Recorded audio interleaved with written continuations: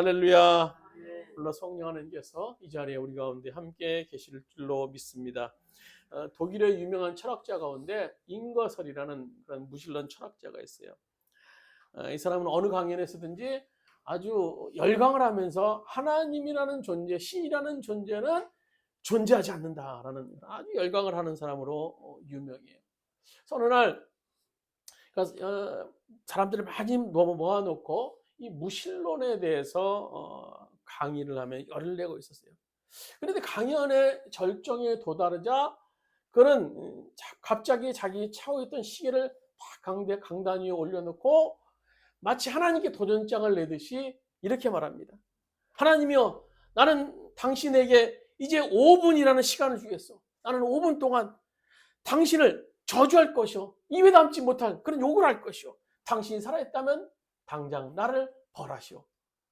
그리고 5분 동안 정말 입에 담을 수 없는 욕을 하늘을 향해서, 하나님을 향해서 막 모독하기 시작을 합니다. 그게 5분이 지났는데도 아무런 일이 없었어요. 아무런 변화도 일어나지 않자 그는 아주 더욱 의기양양하듯이 다 강대상에 손을 얹으면서 외칩니다. 여러분 보셨죠? 이만하면 하나님이 존재하지 않는다는 사실이 충분히 입증되었다라고 나는 자신 있게 말할 수 있습니다. 그때 조용한 그 강의실에서 저 뒤편에서 머리가 희끗희끗한 한 노인이 서서히 앞으로 나오면서 조심스러우면서 아주 단호한 어조로 아주 다음과 같이 말하기 시작합니다. 나는 하나님이 계시다고 믿는 한 그리스도인이요, 내가 감히 당신의 연설에 대해서 평가한다면 오늘 당신은 하나님이 존재하지 않는다라는 그 존재의 유무 사실을 입증하는 것이 아니라 단지 하나님과 당신이 전혀 아무런 상관이 없다는 사실을 입증한 것뿐이요, 내가 믿고 경험한 하나님은 내가 그분을 떠나서 그분을 거스를 때 책망하시고 때로는 징계까지 하셨던 분이시요, 하나님께서는 그의 자녀를 그냥 내버려 두시지 않기 때문이죠. 그런데 오늘날 하나님은 당신에 대해서 침묵하셨어. 그분의 침묵은 곧 당신이 그의 자녀가 아니라 바로 버림받은 사람이라는 것을 입증한 것에 불과하다고 얘기를 했다고요. 이 노인의 대답은 굉장히 성경적인 대답인 것 같아요. 왜냐하면 불신앙의 사람들에 대한 하나님의 최대의 징계, 그것이 오늘 본문에 의하면 그냥 내버려 두는 것, 사람들을 그냥 내버려 두는 것이다 라고 얘기를 합니다. 오늘 본문 24절에 이렇게 말씀해 주고 계시죠. 그러므로 하나님께서 그들 마음의 정욕대로 더러움을 그대로 내버려 두셨다라고 기록하고 있어요. 그들의 몸을 서로 욕되게 하셨다. 또 26절에 보면 같은 표현이죠. 그들의 부끄러운 욕심에 내버려 두셨다. 또 28절에도 똑같이 그 상실한 마음 그대로 내버려 두셨다. 내버려 두셨다. 유기라고 하죠. 유기. 내버려 두시는 거. 그들이 죄악이 얼마나 심각했으면 사랑의 하나님조차 그들을 놔두실 거예요. 이것이야말로 인류 최대 하나님이 인류를 향한 징계라고 할 수 있어요. 사랑의 반대말은 미움이 아니라고 그러죠. 무관심이에요. 무관심. 오늘 그들이 극악무도한 죄악에 대해서 하나님의 최대 징계는 그냥 내버려 두시는 거예요. 그냥 내버려 두시는 거예요. 그래서 오늘 본문인 이 로마서는 하나님 없이 살고 있는 당시 로마인들의 이 죄악에 대해서 아주 세세히 이제 바울 사도가 고발하는 걸로 시작하는데요. 그래서 그들에 대한 하나님의 심판의 양상에 대해서 바울은 다른 곳에 볼 수 없는 그런 얘기를 해요. 그냥 그들을 내버려 두는 것이라고 얘기를 합니다. 아니, 복음서를 설명하는 로마서, 어느 것보다도 이 복음에 대해서 아주 세세하고 자세히 기록한 이 로마서에서 이거 너무 냉정한 거 아닌가, 이렇게 얘기할 수도 있을 것입니다만, 그것은 타락하고 버림받은 상태에 놓여있는 그들, 로마 사람들, 오늘 시대 사람들, 그들이지만 그래도 구원이 필요하기에 절망적인 현실이라는 현실 앞에 직시하게 할 필요가 있었기 때문이라는 겁니다. 이 절망적인 현실, 너희들이 참혹한 그런 죄악으로 인해서 절망적인 현실이지만 그래도 너희 안에 복음이 있다는 것을 주님께서 얘기해 주시는 거예요. 여러분, 우리가 중병에 걸린 환자에게 치료를 위해서 그의 상태를 알리는 것 아주 중요해요. 그것과 마찬가지예요. 그래야 환자가 병마를 싸울 수 있기 때문이에요. 그래서 당신이 이대로 놔두면 결국 죽습니다. 죽습니다. 라고 얘기를 해서 병마와 싸울 수 있게 해야 되는 거예요. 오늘 그런 의미에서 오늘 바울 사도는 이 로마 교회들, 로마인들을 향해서 버림받은 상태임을 얘기해 주고 계시는 거예요. 그래서 우리는 이 본문의 하나님이 내버려 두신 삶의 그 정체를 통해서 역설적으로 구원이 필요한 우리들의 삶을 볼 수 있어야 되는 겁니다. 그래서 먼저 하나님이 내버려 두신 삶에 대해서 우리가 알아볼 필요가 있는데요.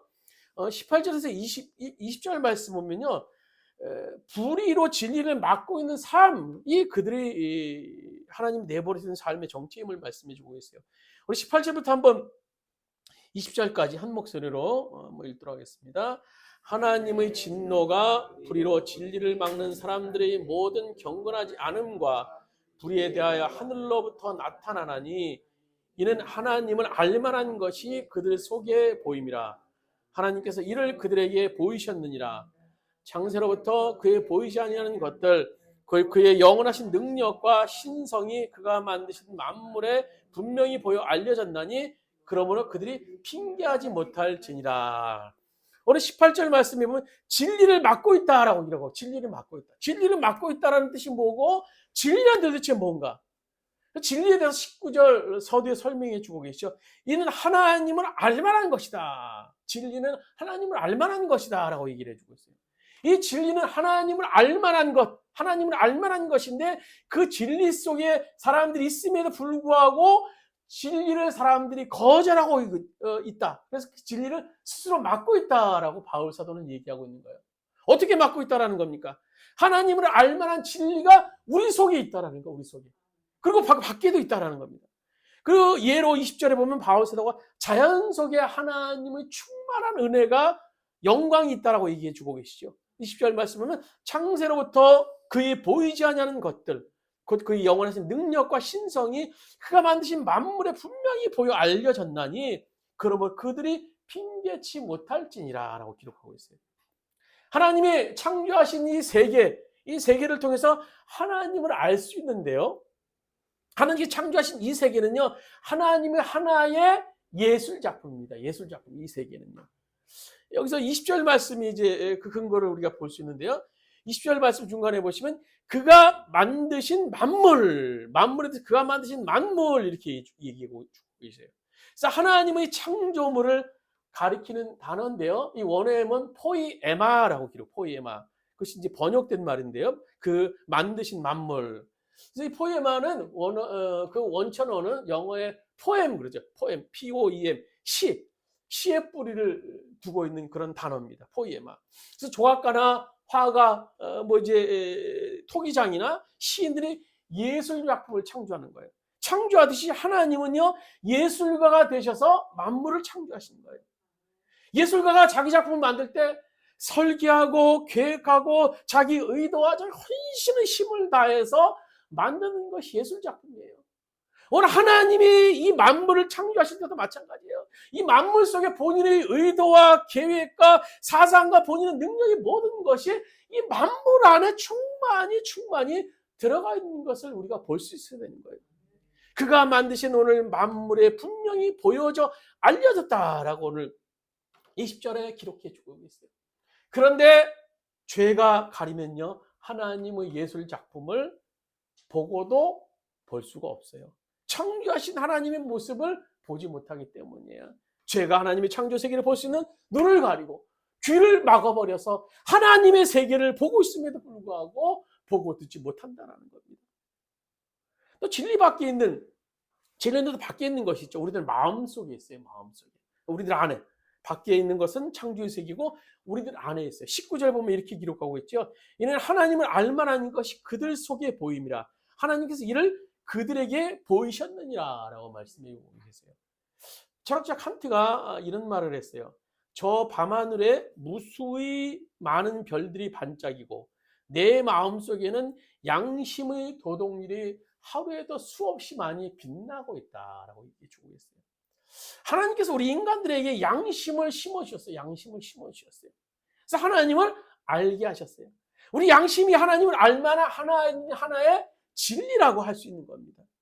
아무리 잔혹한 사람, 인간이라 할지라도요, 그가 인간이라면 결국 그 안에 깊은 곳에는요, 양심이 있어요, 양심. 이러다가 천벌받지, 이러다가 큰일 나지. 바로 양심이 우리에게 하나님의 존재를 알게 하는 것이다 라고 오늘 19절에 바울사도는 증명해 주고 계시는 겁니다.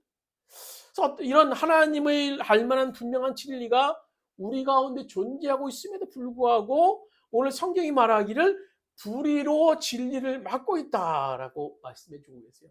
이것이 버림받은 삶의 모습이고요. 계속 21절부터는 이제 그 불의한 삶에 대한 구체적인 예를 이제 바울사도가 쭉 제시하고 있죠. 그 두 번째로 버림받은 삶의 모습 가운데 두 번째는 우상 숭배로 전락하는 모습을 기록해 주고 계세요. 우리 21절부터 23절까지 말씀 같이 한 목소리 한번 들어겠습니다. 하나님을 알되 하나님을 영화롭게도 아니하며 감사하지도 아니하고 오히려 그 생각이 허망하여지며 미련한 마음에 어두워졌나니 스스로 지혜 있다 하나 어리석게 되어 썩어지지 아니하는 하나님의 영광을 썩어질 사람과 새와 짐승과 기어다니는 동물 모양의 우상으로 바꿨느니라. 이 말씀은요, 영광스러운 하나님을 섬기던 사람들이 하나님의 자리에 썩어질 사람을 앉혀놓고 섬기다가 그 다음에 금수를 앉혀놓고 섬기다가 더 전락해서 기어다니는 버러지 같은 동물, 버러지 같은 그런 것들을 섬긴다라는 거예요. 이것이 전락해가는 인간의 비참한 모습입니다. 바로 이것은요, 우리의 역사나 문화 속에도 나타나는 실상이기도 해요. 우리는 종종요, 발전하는 인류와 그 문화를 보면서 이런 생각을 해요. 야, 문화가 발전하고 이제 과학이 발전하면 모든 미신과 우상은 이제 사라질 것이다. 없어질 것이다. 그렇게 예측을 해요. 정말 그렇습니까? 정말 그렇습니까? 오늘 현대가 미신을 포기하고 우상 숭배를 포기한 그런 시대처럼 보입니까?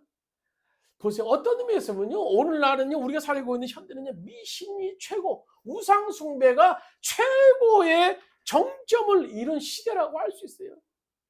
과학이 발달할수록 오늘 사람들은 더 미신을 쫓게 되고 우상 숭배를 섬기게 되는 것이 오늘 현실이라는 겁니다. 오늘 우리나라만 해도 그래요. 우리나라를 움직이는 것은요, 그 안에 숨겨있는 많은 우상 숭배와 미신들이 있는 것을 우리가 볼 수 있어요. 주변에 얼마나 많은 미신과 얼마나 많은 악한 영의 세력들이 그 가운데 역사하는지 몰라요. 더 과학이 발달하고 더 문명이 발달하면 할수록 미신과 우상 숭배는 더 판치고 있어요. 왜 그럴까요? 오늘 루이스 펄커프라는 신학자가 이런 말을 했어요. 인간은 치료할 수 없을 정도로 종교적인 존재다라고 말씀해 주고 계세요. 바로 인간은요, 불치료적인 종교적인 인간으로 참된 하나님을 떠나면 반드시 그들은 하나님이 없는 자리에 또 다른 가짜를 놓아야 마음의 평안을 얻게 되는 것이 바로 인간이라는 존재라는 거예요. 일종의 하나님에 대한 대형품, 그것이 미신, 우상 숭배. 그래서 하나님을 떠난 사람들이 점점 오늘 본문에 보면 저급한 신들을 대형품로 섬기다가 결국은 기어다니는 그 버러지 같은 것까지 섬기게 된다라고 오늘 성경은 말씀해 주고 계세요. 사람들이요, 평생 살면서 하나님과 가까워지거나 만날 순간들이 누구나에게 있기 마련이에요. 오늘 성경이 보면. 왜냐하면 하나님께서 모든 사람들이 마음속에 하나님을 알만한 것을 자연 속에서 주셨고 그 마음속에서 주셨기 때문에 그때가 기회, 만날 만한 때가 기회. 그때 회개하고 진리를 수용하느냐 아니면 진리를 거절하고 도피해 버리는가. 이 거절할 경우는 결국 마지막에 가서 우상 숭배의 자리로 전락해 버릴 수밖에 없는 겁니다. 인간은 누구나 무언가를 섬기게 돼 있어요. 엄격히 말하면요, 무신론자, 종교를 물으면 어떤 사람은 저는 무신론자입니다 라고 얘기를 하고 있어요. 근데 무신론자라는 그 존재, 무신론자 존재 자체도요, 사실 깊이 들어가면 자기 숭배하는 거예요. 자기 숭배. 우상 숭배라는 겁니다. 우상 숭배. 그래서 모든 인간들이 하나님을 떠난 그 마음 속에는요, 누구나 예 없이 우상을 둘 수밖에 없는, 미신을 둘 수밖에 없는 것이 바로 인간의 모습이에요. 저는요, 이 시대에 경험할 수 있는 최대의 종교적 비극, 정말 아픔이 있다면요, 하나님을 만나지 못하고 하나님 앞에서 가까이 왔다가 그냥 가는 사람이에요. 교회만 들락달락 하다가 그렇게 했지만요, 결국 주님을 만나지 못하고 주님을 떠난 그가 경험할 수 있는 그런 아픔이 뭡니까? 바로 우상을 섬기고 미신을 섬기게 되는 그런 극치에, 정말 극치에 떨어진 사람들의 모습입니다. 그 진리를 경험하지도 못한 사람들. 그리고 마침내 우상숭배 속에 빠져서 헤매는 그들의 삶의 모습. 그것이 하나님이 내버려 두신, 오늘 하나님이 내버려 두신 삶의 우상숭배의 모습의 두 번째인 거예요. 또 세 번째는 또 24절에서 27절까지 정욕의 노예로 사는 삶에 대해서 기록하고 있어요. 우리 한번 24절에서 27절까지 말씀 한번 같이 읽도록 하겠습니다. 그러므로 하나님께서 그들을 마음의 정욕대로 더러움에 내버려 두사 그들의 몸을 서로 욕되게 하셨으니 이는 그들이 하나님의 진리를 거짓 것으로 받고 피조물을 조물주보다 더 경배하고 섬김이라. 주 곧 영원히 찬송할 시로다. 아멘. 이 때문에 하나님께서 그들을 부끄러운 욕심에 내버려 두셨으니 곧 그들이 여자들도 순리대로 쓸 것을 받고 영리로 쓰며 그와 같이 남자들도 순리대로 여자 쓰기를 버리고 서로를 향하여 음욕이 부릴 듯 하며 남자가 남자와 더불어 부끄러운 일을 행하여 그들이 거룩 때문에 상당한 보응을 그들 자신이 받았느니라. 이 토스토옙스키라는 사람이 이런 말을 했어요. 만약 사람들이 신이 정말 존재하지 않는다라고 확신한다면 그 다음에 사람들은 못할 일이 없다. 못할 일이 없다. 그나마 사람들이 악한 일을 하면서도 어느 정도 자신이 절제하는 것은 아까 서두에 말씀드렸던 것처럼 내가 이러다 혼나지 하는 그런 막연한 어떤 절대자, 어떤 창조자에 대한 그런 의식이 그 마음을 지배하고 그래서 억제가 될 수 있어요. 그러나 신이 없다고 확신할 때 이 땅에서 벌어질 수 있는 일을 한번 생각해 보세요. 또 우리가 더 나가서 이 토스토옙스키 말을 우리가 또 이렇게 또 다시 한번 바꿔 말할 수 있을 것 같아요. 만약 사람들이 신이 참으로 존재하지 않는다면, 이 말을요, 만약 사람들이 자기가 신이라고 확신한다면 이 사람은 무슨 일이든지 할 수 있다라고 바꿀 수 있을 것 같아요. 신이 없다고 확신하는 사람도 위험한 일이지만 오늘 더 위험한 것은 내가 신이라고 생각하는 사람들, 내가 신이라고 생각하는, 내 마음대로 생각할 수 있다는 사람들, 그럼 그때부터요 못할 일이 없는 겁니다. 못할 일이 없어요. 그렇게 되면요 자기 자신이 절대자예요. 자기 자신이 절대자. 판단의 기준이 결국은요 자기예요. 자기에서 옳고 그름이 결정되는 겁니다. 그때부터 사람들은요 용감한 타락이 시작되는 거예요. 그래서 한참 요즘 많이 상영됐던 넷플릭스에서 다큐로 상영됐던 것이죠. 뭐 넷플릭스가 없어서 이제 어떤 기회가 있어서 이제 나는 신이다라는 제목의 다큐를 잠깐 본 기억이 나는데요. 그 JMS에 대해서 아주 신랄하게 아주 방송에 다룰 수 없는 내용까지 이제 넷플릭스에서 다뤄서 잠깐 본 기억이 나는데요. 나는 신인 거예요. 나는 신. 그 사람 신이에요. 신. 그러니까 신인 것 앞에서는 못할 일이 없는 거예요. 못할 일이 없는 거예요. 그 용감한 타락이 나타나는 현장이 있다면요, 바로 성적인 타락이 오늘 본문에는 사람들이 죄 속에서 빠져나갈 때 빠질 때 제일 먼저 나타나는 현상 중에 하나가 바로 성적인 타락이에요. 이 성적인 타락이 왜 제일 먼저 나타나는가 하면 성은 하나님께서 우리에게 허락하신 가장 아름다운 선물 중에 하나예요. 선물 중에 하나. 그런데 하나님이 주신 가장 아름다운 이 선물을 가장 추한 것으로 바꾸어 놓고자 하는 것이 사단의 역사예요. 그리고 그 최고봉에 나타나는 것이 동성애라는 겁니다. 동성애. 성적인 타락의 최악의 자리가 동성애예요. 이성으로 만족하지 못하고 동성을 실험의 대상으로 삼고자 하는 이 안타까움, 이것이 바울의 편지를 기록하던 로마 문화 속에 이미 등장하고 있었다는 거예요. 그렇게 오랜 전인데. 그래서 26절, 27절 바울이 증언한 대로 이렇게 기록하고 있죠. 이 때문에 하나님께서 그들을 부끄러운 욕심에 내버려 두셨으니 곧 그들이 여자들도 순리대로 쓸 것을 받고 영리로 쓰며 그와 같이 남자들도 순리대로 여자 쓰기를 버리고 서로 향하여 음욕이 부릴 듯하며 남자가 남자와 더불어 부끄러운 일을 행하여 그들이 그릇 때문에 상당한 보응을 그들 자신이 받았느니라. 이 바울이 편지를 쓸 당시 바울 사도는요, 너무너무 안타까운 마음에 이 로마서의 그 사실을 기록한 거예요. 바울이 편지를 기록할 당시에 이 로마 황제의 지위는 어떤가 하면 거의 신과 마찬가지예요. 신.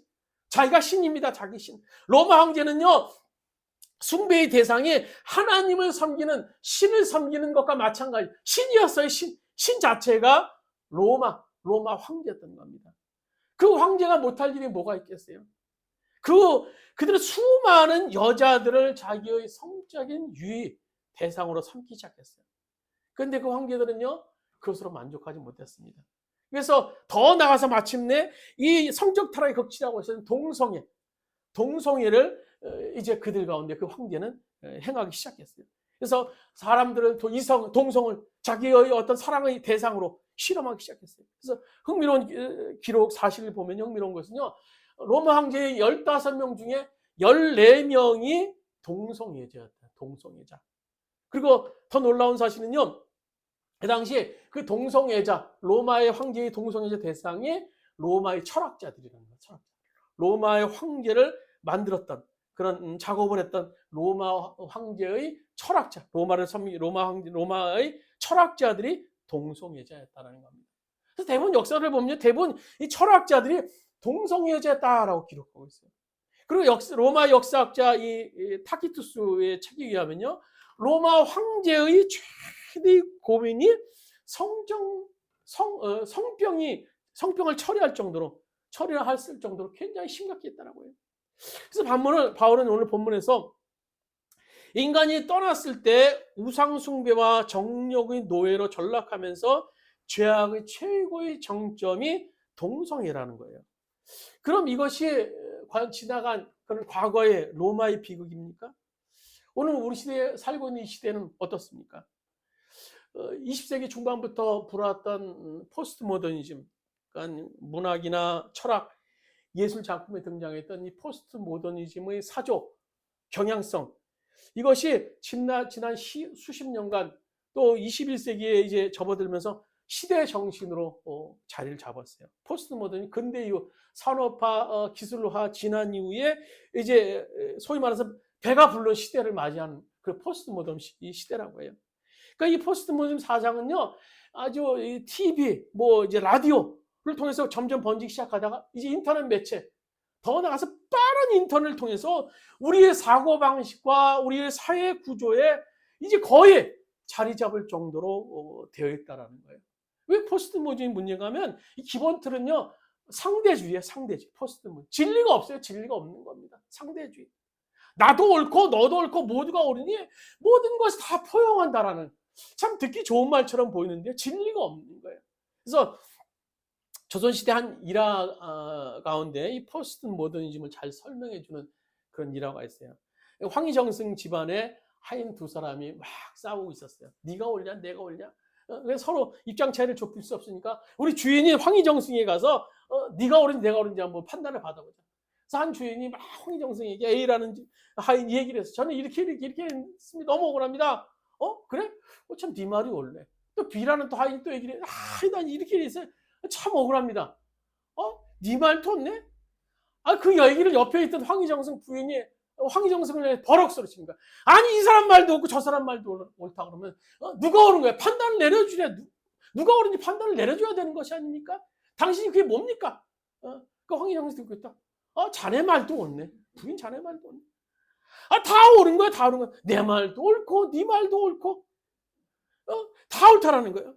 부인 말도 옳고 종 말도 옳고. 이런 상대적 이 포용주의에서 나타나는 가장 큰 문제는 뭔가 하면 나를 중심으로 돌아간다고 생각해요. 나 중심으로. 그래서 종도 옳고 저 종도 옳고 또 황희정승도 옳고 부인도 옳고 모두 옳다라는 이 포스트 모더니즘이 너그러면요, 결국 나 자신은 언제나 옳다는 자기 중심에 빠지게 되게 만들어요. 그래서 사람들은요, 자기 마음대로 할 수 있습니다. 이제는요. 절대적인 진리가 없으니까요. 진리가 표본이 존재하지 않으니까요. 더욱이 하나님이 존재한다는 것은요, 불가능한 일처럼 보여요. 성경의 진리라는 것은요, 그들에게 소용이 없는 겁니다. 자기가 하나님이고 자기가 중심이기 때문에. 그 결과 하나님을 떠난 우리 시대의 모습이 바로 오늘 로마서에서 바울 사도가 얘기했던 것처럼 성적 타락의 극치로 나타나고 있지 않습니까? 그래서 이제 동성애 부부가요, 이제 동성이 하나의 제3의 성으로 인정을 받는 시대가 오고 있어요. 그래서 유럽이나 미국 같은 데 보면 동성 부부도 이제 정식으로 주마다 미국인데 들리긴 합니다만 몇몇 주에서는 이제 부부로 인정하는 그런 법률적으로 인정하는 그런 시대까지 왔어요. 이제 뭐 대한민국도 이제 멀지 않은 것 같아요. 왜 사람들이처럼 정말 짐승만도 못한 그 상대방을 오염시키고 자기도 오염시키는 삶을 살게 되는 겁니까? 그 이유는 간단해요. 오늘 성경에 보면 하나님이 그들을 그대로 방치해 두셨기 때문이라는 겁니다. 오늘 27절 하반절에 보면 그들의 그릇 때문에 상당한 보응을 그들 자신이 받았다라고 기록하고 있어요. 이거 상당하는 것은 마땅하다는 것. 그들이 지금까지 동물적인 삶을 사는 것은 하나님께서 그들의 삶을 동물로 전락하는 것이 마땅하기에 대가를 주신 결과였다라는 겁니다. 바꿔 말하면요, 그들이 죄악된 삶이 이미 이 땅에서 심판받아 죽은 생명이라는 거예요. 그래서 결국 이 정욕의 노예로 사는 삶의 결국은요, 그냥 그대로 주님께서 놔두시는 거예요. 또 마지막으로 부도덕한 삶의 모습에 대해서 바울 사도가 이렇게 기록하고 있죠. 우리 28절부터 마지막 절까지 한번 같이 읽도록 하겠습니다. 또한 그들이 마음에 하나님 두기를 싫어하며 하나님께서 그들을 그 상실한 마음대로 내버려 두사 합당하지 못한 일을 하게 하셨으니 곧 모든 불의, 추악, 탐욕, 악의가 가득한 자여 시기살인, 분쟁, 사기, 악독이 가득한 자여 수군수군하는 자여 비방하는 자여 하나님께서 미워하시는 자여 능욕하는 자여 교만하는 자여 자랑하는 자여 악을 도모하는 자여 부모를 거역하는 자여 우매한 자여 배역한 자여 무정한 자여 무자비한 자라. 그들이 이 같은 일을 행하는 자는 사형에 해당한다고 해서 정하심을 알고도 자기들이 행할 뿐 아니라 그들 또한 그런 일을 행하는 자들을 옳다 하느니라. 오늘 29절부터 쭉 나오죠. 불의에 대해서. 이것은 바로 사람들을 향하여 그릇된 자세예요. 추악, 탐욕, 악의, 사기, 시기, 질투, 수근수근 등 쭉 리스트가 나오고요. 여러분 이것은요 단순한 도덕적인 문제겠습니까? 이런 것들이요. 그들이 이런 불의에 빠진 원인이 어디 있습니까? 당신이나 오늘이나 이 불의 속에 빠지는 원인을 28절 첫머리에서 찾아볼 수 있어요. 그들이 마음에 하나님 두기를 싫어했다라고 기록하고 있어요. 바로 이것이 원인이에요. 하나님을 마음에 두기 싫어한 세대, 하나님을 떠난 세대, 별 수 없이 이 불의 속에 빠져서 부도덕한 삶을 살 수밖에 없는 거예요. 그리고 이 부도덕한 삶의 극치가 어떻게 됩니까? 32절에 보면 그들이 이 같은 일을 행하는 자는 사형에 해당한다고 하나님께서 정하심을 알고도 자기들만 행할 뿐만 아니라 또한 그런 일을 행하는 자들을 옳다고 하느니라. 이 도덕적인 가치의 전도. 무엇이 나쁘냐라는 거예요. 왜 남자가 남자를 사랑하지 못하냐라는 거예요. 왜 여자가 여자를 사랑하지 못하냐는 거예요. 그것이 뭐가 잘못됐냐라는 거예요. 그렇게 못하는 것이 더 후진국이라는 거예요.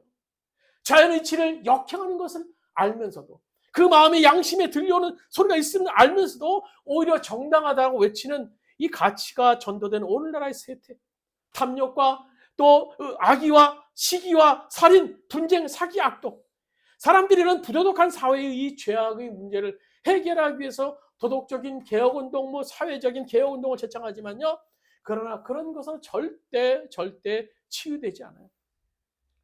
길 가서 어떤 아이가 울고 있어요. 막 울고 있는 어린아이가 있어요. 막 사람들이 그 아이를 달래기 위해서 막 사탕도 사다 주고, 휴대폰에서 막 재밌는 것도 보여주고, 막 음악도 틀어주고 합니다.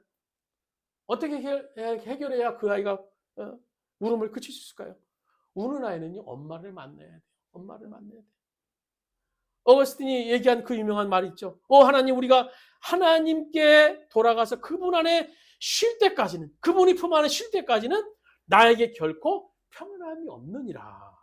한 인간이 하나님 앞에 돌아오기 전까지는요, 해결이 될 수 없는 이 부도덕한 삶의 모습이라는 거예요. 하나님을 떠난 그들의 삶 속에서는 이런 삶의 모습이 나타날 수밖에 없다는 겁니다. 말씀을 맺도록 하겠습니다. 오늘 본문은요, 두 가지 유형의 삶에 대한 분명한 선택을 우리에게 요구하고 있어요.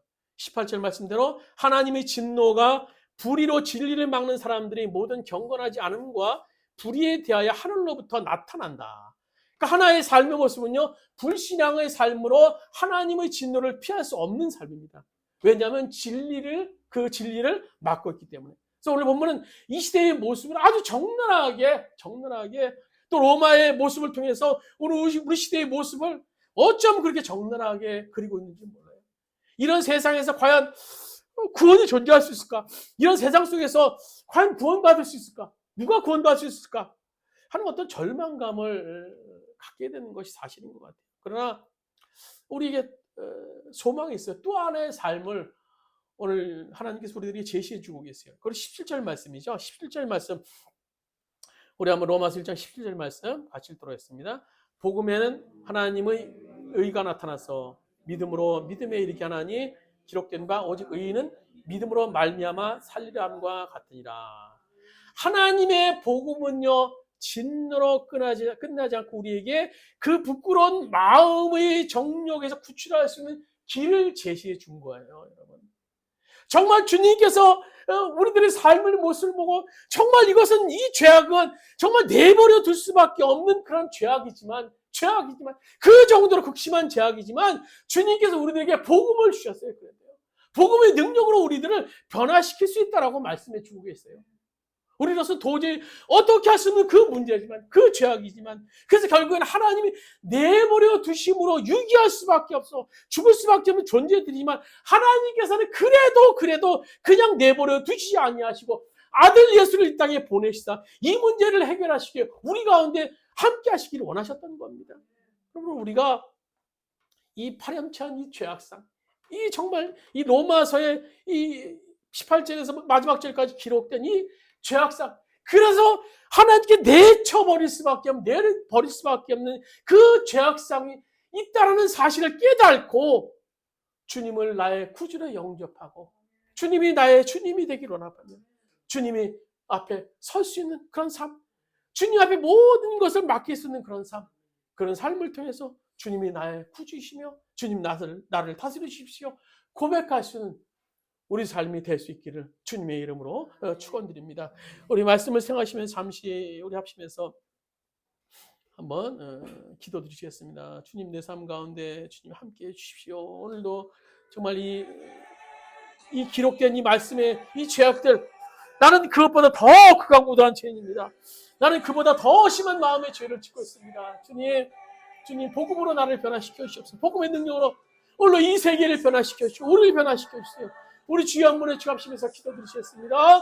주여 아버지 하나님 오늘 아버지와 로마서를 통해 주님께서 아버지 극악무도한 죄악들을 우리들에게 보여주셨습니다. 그것이 남의 죄악입니까? 그것이 다른 사람의 죄악입니까? 로마 사람들만의 죄악입니까? 아버지 그 당시 황제만의 죄악입니까? 바로 우리들의 죄악입니다. 나의 죄악입니다. 내 안에 그것보다 더 극악무도한 죄가 있습니다. 극악보다 더 죄를 지을 수 있는 그 심정이 있습니다. 아버지 주님 용서하여 주옵소서. 용서하여 주옵소서. 나의 허락된 거 복음 앞에 놓아할 수 있도록 인도하여 주옵소서. 내버려둘 수밖에 없는 존재들이지만 아버지 버림받을 수밖에 없는 존재들이지만 오늘 복음으로 우리를 인도하여 주셔서 오늘 복음의 자리로 우리를 인도하여 주셔서 아버지 주님의 자리에 서 일어나는 것이 오늘 주님의 마음입니다. 오늘 우리가 향한 주님의 마음 우리가 경험할 수 있는 우리들이 할 수 있도록 주님 인도하시고 역사하여 주옵소서. 주님 바라볼 수 있도록 인도하여 주옵소서. 여호와여 주님과 동행할 수 있는 우리의 삶이 될 수 있도록 주님 인도하시고 역사하여 주시길 간절히 덕드리고 주님의 은혜를 경험하기를 합니다. 주님의 사랑을 경험하기를 합니다. 아버지 도와주시옵소서. 여호와의 충만함으로 우리 가운데 함께하여 주시길 간절히 덕드리고 합니다. 아버지 주님 도와주시길 간절히 덕드리고 합니다. 주님 함께하여 주시길 합니다. 오늘 주님께서는 로마서를 통해서 그 당시 형제를 비롯한 로마 사람들의 그 극악무도한 죄악을 우리에게 보여주셨습니다. 정말 그들 가운데 있었던 이 정말 끔찍한 죄악들 그것이 과연 그들만의 문제입니까? 그들만의 죄악입니까? 바로 우리들이 죄악인 줄 압니다. 우리 나타나는 것은 그들보다 심각한 죄가 아닐지 모르지만 우리들 안에 깊은 곳에 있는 죄악을 바라볼 때 우리는 그들보다 더 극악무도한 죄인들입니다. 우리는 주님 앞에 내쳐버릴 수밖에 없는 존재들입니다. 그러게 우리는 더욱더 주님의 십자가만을 의지하며 나갑니다. 그 주님만을 붙잡는 삶이 될 수 있도록 인도하여 주옵소서. 복음을 의지하는 삶을 살 수 있도록 주님 인도하여 주옵소서.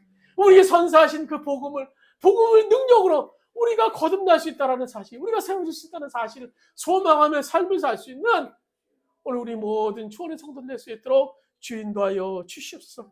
이제는 우리 주 예수 그리스도의 은혜와 하나님 아버지의 무한하신 사랑하심과 보혜사 성령님의 감동 내지 교통하심이 정말 죄악으로 인해 죽을 수밖에 없는 존재들이지만 정말 주님 앞에 내쳐버릴 수밖에 없는 존재들이지만 그럼에도 불구하고 오늘 우리의 십자가를 진 그 주님의 십자가를 붙잡고 주님 앞에 나가길 원하는 오늘 성도들, 모든 성도들 머리 위에 그의 가정이 사업장과 직장에 이민족이 이 땅의 모든 교회에 이제부터 오늘까지 함께 하시기를 간절히 축원하옵나이다.